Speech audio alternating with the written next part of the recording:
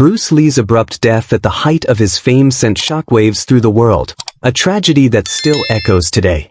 For 52 years, fans have flocked to his grave in Seattle's Lakeview Cemetery, leaving flowers, letters, and quiet tributes to the martial arts pioneer who taught them to be like water. But when city officials recently received permission to open the tomb for essential restoration work, what the team uncovered inside defied all expectations, preserving not just his body in astonishing condition, but a hidden trove of secrets that ignited global headlines and reignited debates about his enduring mystery. Bruce's extraordinary journey started far from the spotlight. Born Lee Jun-fan in San Francisco's Chinatown in 1940 during his father's opera tour, his name meaning "return again" foreshadowed a life of relentless reinvention. Raised in Hong Kong amid the chaos of post-war streets, young Bruce was no stranger to scraps, despite his privileged roots as an opera star's son. Those brawls drove him to the door of Wing Chun Grandmaster Ip Man, where he absorbed not only lightning-fast strikes but a profound philosophy of fluidity and adaptation that would define Jeet Kune Do. At 18 he returned to America, shattering traditions by teaching martial arts to anyone, regardless of race. A bold move in segregated times. His Seattle Institute drew a melting pot of students: Jesse Glover, his first American pupil, future wife Linda Emery, and even Hollywood scouts who spotted him at a 1964 Long Beach tournament. That demo launched him as Kato in the Green Hornet, but Bruce craved authenticity. Rejected for lead roles due to racism, he famously lost the Kung Fu series to a white actor. He headed back to Hong Kong. Films like The Big Boss, Fist of Fury, and Enter the Dragon exploded across Asia, smashing records and exporting his mantra, "Use no way as way, have no limitation as limitation." Yet on July 20, 1973, at just 32, Bruce collapsed in actress Betty Ting Pei's apartment while brainstorming Game of Death. Rushed to the hospital, he was declared dead from cerebral edema, brain swelling possibly triggered by a painkiller reaction. Conspiracy theories swirled. Poison, triad hits, a family curse. The truth remains elusive, amplifying the heartbreak of a legend snatched mid-stride. Grieving widow Linda faced an impossible choice for his burial. Hong Kong beckoned as his triumph ground, but Seattle, where he'd built his school, family, and philosophy, won out. On July 31, 1973, thousands lined the streets as pallbearers Steve McQueen and James Coburn carried him to Lakeview.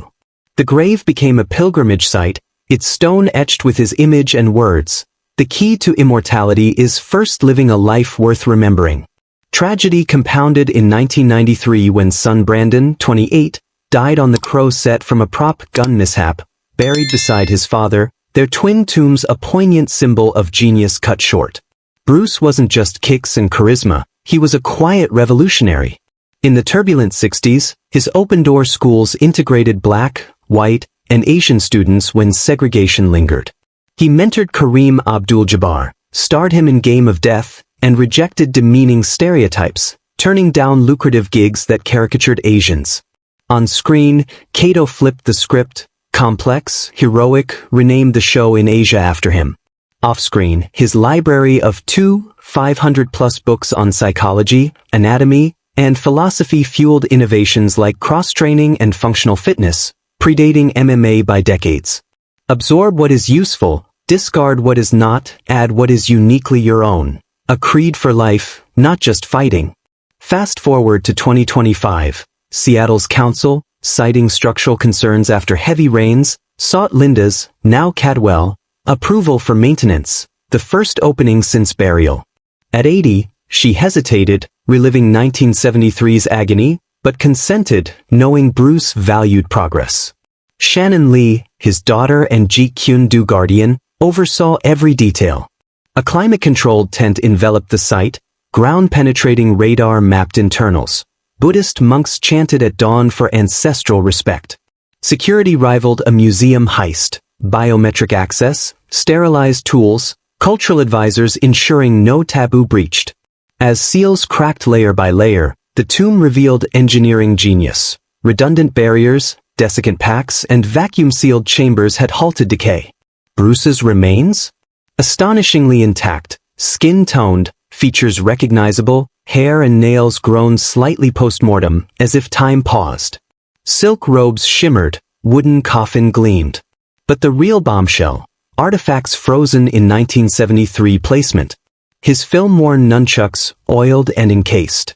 IP Man's original Wing Chun dummy sketches, annotated in Bruce's hand.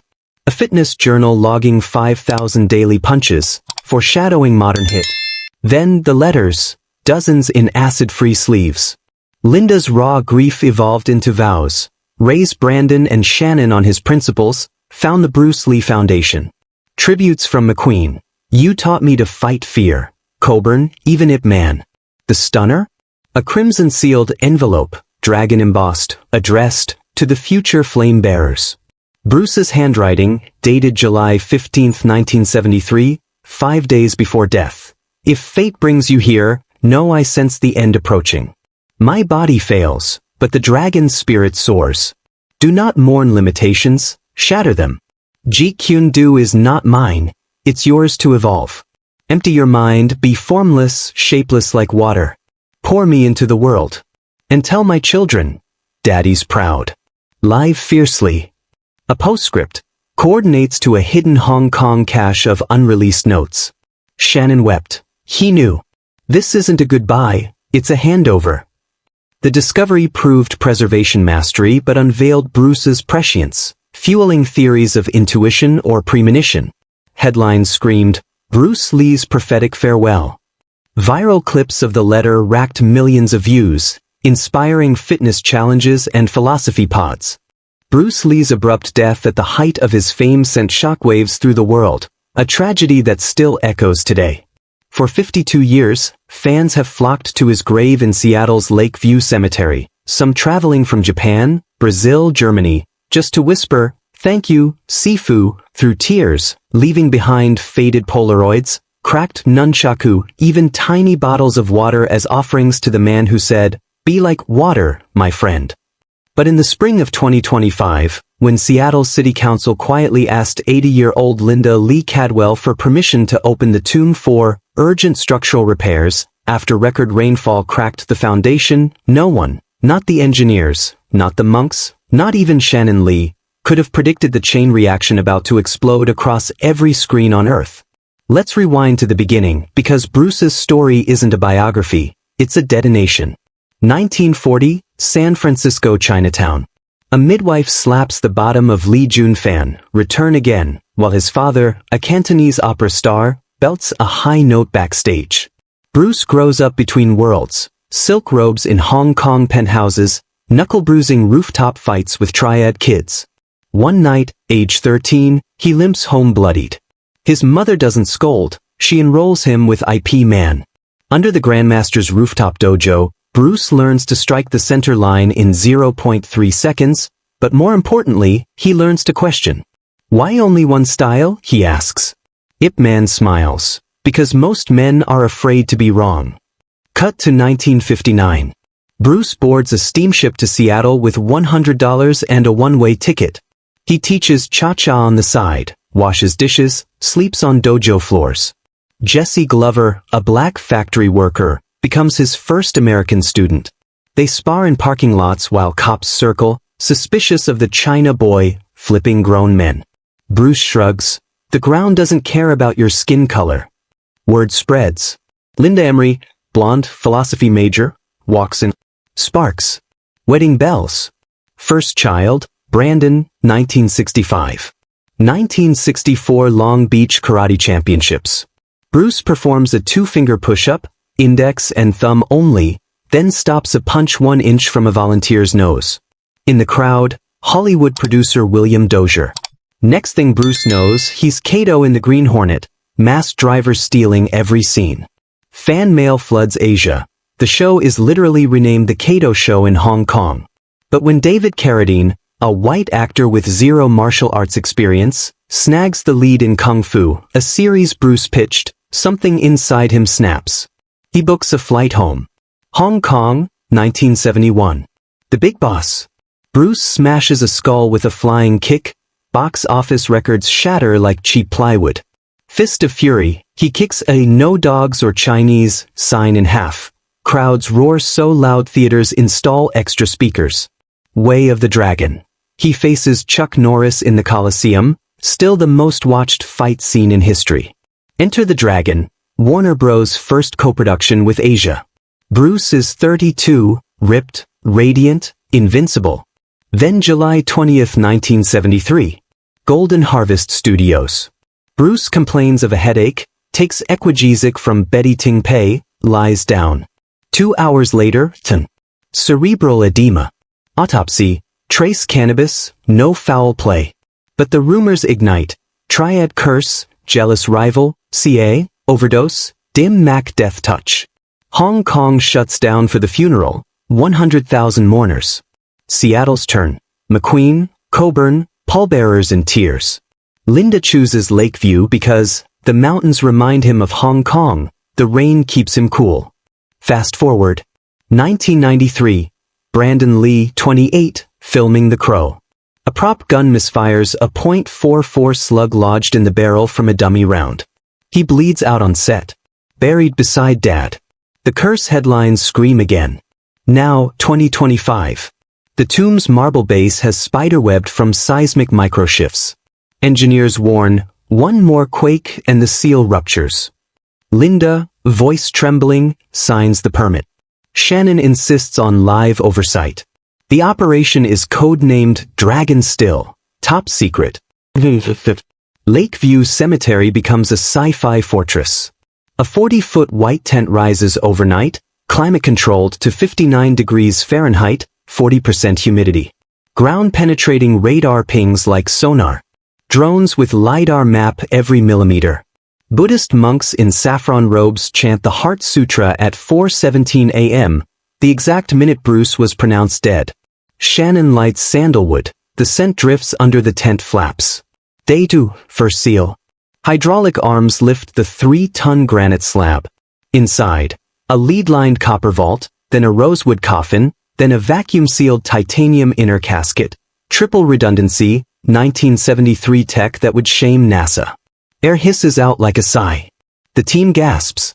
Bruce lies in a charcoal mandarin suit, hands crossed, skin waxy but intact, hair grown 2 inches post-mortem, fingernails curved like tiny dragon claws. A forensic pathologist whispers, "This is Tutankhamun-level preservation." The artifacts. Nunchaku enter the dragon pair, still oiled, chain links polished by decades of stillness. IP man's wooden dummy blueprint, ink smudged by Bruce's thumbprint, margin note. Centerline is life. Training log, 5,000 punches, 1,000 kicks daily. Final entry, July 19th. Head feels heavy. Push harder. Polaroids, Bruce teaching Kareem to block in a driveway. Kareem's 7 feet 2 inches frame folded like origami. Kato mask cracked at the eye, sweat-stained, smells faintly of 1966 adrenaline. The letters. 73 envelopes, acid-free, nitrogen-flushed. Linda's first. I'm angry you left me to explain death to a 4-year-old. Linda's last. I built the foundation. Your water flows through Shannon now. Steve McQueen, you made cool. Ip Man, translated Little Dragon, you flew too high. The sky is lonely without you. The red envelope. Dragon wax seal, cracked by a gloved finger. Inside, Bruce's handwriting, July 15, 1973, 2:14 a.m. To whoever opens this when the world needs fire again. I felt the shadow 3 nights ago. My left temple throbs like a war drum. Doctors say stress. I say destiny. Jeet Kune Do is not a style. It is a mirror. Break it, and 7 years bad luck becomes 7 years good evolution. Coordinates. 22.2783 degrees north, 114.1655 degrees east. Rooftop where I first beat Wong Jackman. Under the loose brick, my real notes. Burn after reading? No, remix. Tell Brandon, strike first, love always. Tell Shannon, your punch is your voice, make it sing. Linda, marry again if he makes you laugh.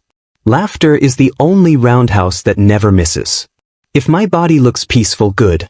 I trained relaxation into rigor mortis. Be water. But tonight, be storm. Bruce. Shannon collapses. The live feed meant for family only leaks. Within hours, hashtag dragon letter trends worldwide. TikTok martial artists recreate the coordinates. Kids in Kowloon find the brick, unearth a rusted film canister. 47 pages of Jeet Kune Do 2.0, grappling hooks, parkour integrations, breathing drills synced to heart rate. Bruce sketched them after Enter the Dragon, planning a comeback no one knew about. Global fallout. UFC adds Bruce Rules exhibition. No gloves, water bottles mandatory corners. Netflix greenlights Dragon Cash docuseries. Shannon E. Seattle renames the cemetery road June Fan Way. A 14-year-old in Manila goes viral teaching Bruce's hidden 1-inch floating punch to street kids. Views hit 400 million. Shannon stands alone at the reopened tomb. She places a single drop of water on the granite. It beads, refuses to absorb. Voiceover, soft. Dad didn't die. He evaporated, became the mist we all breathe when we refuse to quit. The tomb wasn't a coffin. It was a time capsule. And the timer just hit 0. Fade out on the droplet finally sinking in, absorbed. Call to action. Comment your water moment. The day you float around an obstacle everyone said was unbreakable. Best story gets a cameo in the docuseries. Subscribe, because the dragon's next evolution starts with you.